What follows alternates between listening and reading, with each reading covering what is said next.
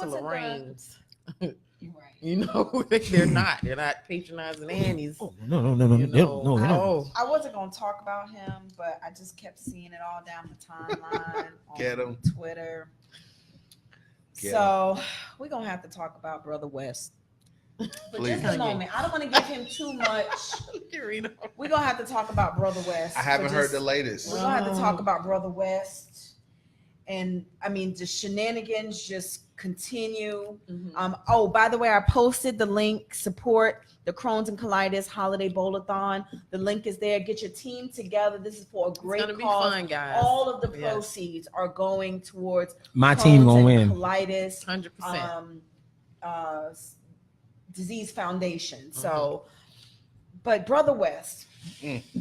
So last week, I think it was the week before, we talked about him and that damn hat. Okay. And his tweet about abolishing the 13th Amendment, which I think that some people tried to come back and say, well, he was talking about the part where about just being when in you prison. think he on your team. I don't know. So today he was invited to the White House to have lunch with his president. Sleeping with the enemy. And so after a week of extensive interviews, repetitive rallies, speeches, and a torrent of tweets, President Trump, a fan of good media spectacle, temporarily ceded the glare of the spotlight on Thursday to someone more comfortable with it, Mr. Kanye West. In a visit to the White House for what was a working lunch to discuss workforce training programs, because Kanye knows a lot about that, right? Sentencing reforms and African-American employment, Mr. West wore a Make America Great Again hat, an accessory he said makes him feel like Superman. Yeah. And he delivered a 10-minute tirade, or they call it a soliloquy, a tirade, a monologue, Temper tantrum, to Mr. Trump, the news media, and anyone judging his decision to support the president. Trump is on his hero's journey right now, said Kanye. He might not have thought he'd have a crazy person like me, he said, acceptance, using expletive to describe himself. I wonder what that expletive was. In the past, Mr. West has been an outspoken critic of politicians. In 2005, as you remember, following Hurricane Katrina, he lashed out on live TV and said George Bush doesn't like black people. Well, guess what? They're getting him back because there's memes now going around of George Bush saying Kanye West don't like black people. So all of this is in the midst of our Florida Panhandle being devastated, and we have these two clowns on TV with Kanye West. I want to say he dropped the F-bomb while he was in there. I'm not really sure what the point was. Like, I'm trying to figure out what's the end game. I feel like when his mom died, things just went extremely left for him. I always thought I really think that Kardashian thing they say or what have you is it's like real though. Would you call them the Kardashian group? No, you call succubus. The succubus. The sunken puss. No. The succubus. Wait, what did you say? No, the succubus. Okay, all right.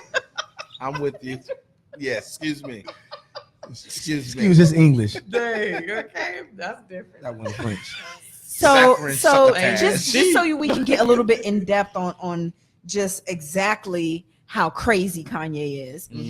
So in recent days, he had drawn a lot of criticism for his decision to corner the cast members of Saturday Night Live and to deliver a pro-Trump speech off camera to them. Amid the backlash, Mr. West deleted his social media accounts, but found a friendly reception in the Oval Office. What I need Saturday Night Live to improve on, or the liberals to improve on, Mr. West said, is if he don't look good, we don't look good. And when he says he's talking about Massa. Trump. Man. Right. Yeah. As a wall of journalists and senior advisors looked on, the president, a consummate showman, not accustomed to sharing the camera. So we got two egotistical beings in the same little 3x5 space. I mean, I just don't understand all the air that was taken out of that room. Too funny. So Mr. West, for his part, praised the president for stopping the war with North Korea. There was none. Said Mr. Trump solved one of the biggest problems on day one. Again, talking about North Korea. Spoke of being misdiagnosed with bipolar disorder. It was sleep deprivation, is what he said. And said that Mr. Trump had given him a Superman cape to be a force for good. Was he talking about the hat? This is wait. It gets better. It gets better. He says to him, "You are tasting a fine wine," Mr. West said, praising himself. It has complex notes to it. At one point, Mr. West pulled out his iPhone to show the president a few illustrations of a hydrogen-powered plane that he said could replace Air Force One. Now he designed a plane. Okay. But no. So he said, wait. He says, "Look at this, Jared," Mr. West said to the president's son-in-law and senior advisor, Jared Kushner, as he presented him with drawings of his these are drawings of his idea for iPlane One. The president responds by saying, "Well, let's get rid of Air Force One. Can we get rid of Air Force One?" Oh, so it's two fools. It's not one. Two fools and no oxygen in the room. Here you go. Look here, Jared. Look here, Jared. Can we do it? Can we do it? Can we do it? Jared. Really, the reason why they imprisoned him is because he started doing positive for the community. He started showing that he actually had power, Kanye said. So there's theories, and there's infinite amounts of universe, and there's alternate universes. All true, but not in the contents of how they're using it. Yeah. Like, so what I look at with Kanye West.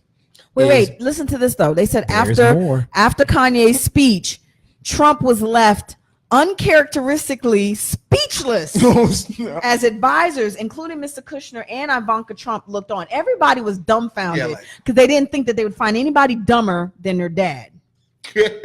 So he don't got topped off like that, and he had no words to say to the old Kanye. Kanye don't top them off and polish his knob there. So then he responded to him, "I'll tell you what, that was pretty impressive."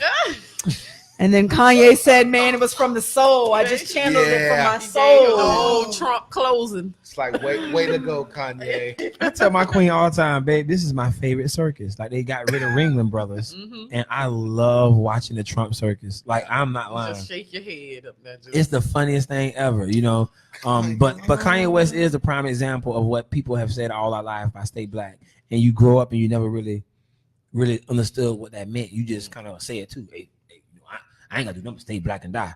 Why do we have to stay black and die? That means somebody's not staying black. That's a prime example of it right there, like in the flesh. In our times, like we're kids, now we're adults, and we can see it. That brother, like you just said, Sling, best music, best productions.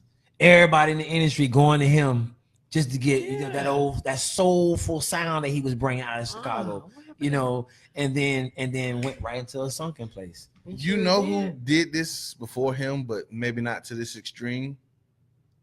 Michael Jackson. Think about it. Michael went so far to change his whole complexion. See, now I heard theories about this. Okay, so this is what I heard. I heard that Michael got really badly burned. I don't believe that. In the Pepsi commercial. And it changed his whole body? I don't know. That's what they say. No. I like Michael. Man, Michael. I love Michael. I love Michael. I love Michael. He had image issues. He had image issues. He did. So that's what I'm saying. So Kanye is in the same sunken place. Kanye is Michael Jackson to the second power. If you're gonna call Kanye and Michael Jackson, he's Michael to the second power. He is. So that's what I'm saying. It's like on a 2018 version of Michael. Michael was buying freaking amusement parks and hanging with kids and stuff, and that's weird. So now Kanye West with the president, you like, what Kanye West on? So it's kind of like the same, but just different timetables, in my opinion. Kanye West needs some help. Serious help. Well, now I think he's off his meds because he's saying that he's not bipolar, that he's sleep deprived. No, I think that you're mentally ill and you need to stay on your medications. What brought them back?